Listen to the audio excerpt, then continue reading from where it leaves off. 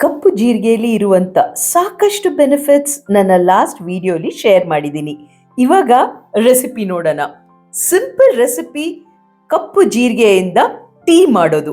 ನಾನಿಲ್ಲಿ 2 ಲೋಟ ನೀರು ತಗೊಂಡಿದ್ದೀನಿ. ಇದಕ್ಕೆ ಬರೀ 3 ಇಂಗ್ರೀಡಿಯೆಂಟ್ಸ್ ನಮಗೆ ಬೇಕಾಗಿರೋದು. 1 ಟೀ ಸ್ಪೂನ್ ಸೋಂಪು, 1 ಟೀ ಸ್ಪೂನ್ ಕಪ್ಪು ಜೀರಾ ಹಾಗೂ 1 ಸಣ್ಣ ಪೀಸ್ ಶುಂಠಿ. ಇದು 3 ಸ್ವಲ್ಪ ಇಲ್ಲಿ ನಾನು ಜಜ್ಕೋತಾ ಇದ್ದೀನಿ. ಈ 3 ಇಂಗ್ರೀಡಿಯೆಂಟ್ಸ್ ಅಲ್ಲಿ ನಾವು ಈ ಟೀ ಮಾಡ್ತಾ ಇದ್ದೀವಿ. ಆಲ್ರೆಡಿ ಮರಳ್ತಾ ಇರೋ ನೀರಿಗೆ 1 ಟೀ ಸ್ಪೂನ್ ಅಷ್ಟು ಈ ಒಂದು ಮಿಶ್ರಣನ ಹಾಕಿ, ಸ್ವೀಟಿಗೆ ಬೇಕಂದ್ರೆ 1 ಟೀ ಸ್ಪೂನ್ ಬೆಲ್ಲದ ಪೌಡರ್ ಹಾಕೋಬಹುದು. ಲೋ ಫ್ಲೇಮ್ ಮಾಡಿ ಸುಮಾರು ಒಂದು 4-5 ನಿಮಿಷ ಚೆನ್ನಾಗಿ ಅದದು ಫ್ಲೇವರ್ ಆ ಟೀಗೆ ಇಳಿಯತ್ತೆ. ಅಷ್ಟೇ. ಅದನ್ನ ಫಿಲ್ಟರ್ ಮಾಡಿ 1 ಟೀ ಸ್ಪೂನ್ ನಿಂಬೆಹಣ್ಣು ರಸ ಹಾಕೊಂಡ್ರೆ ಸಖತ್ ಟೇಸ್ಟಿ ಇರುತ್ತೆ.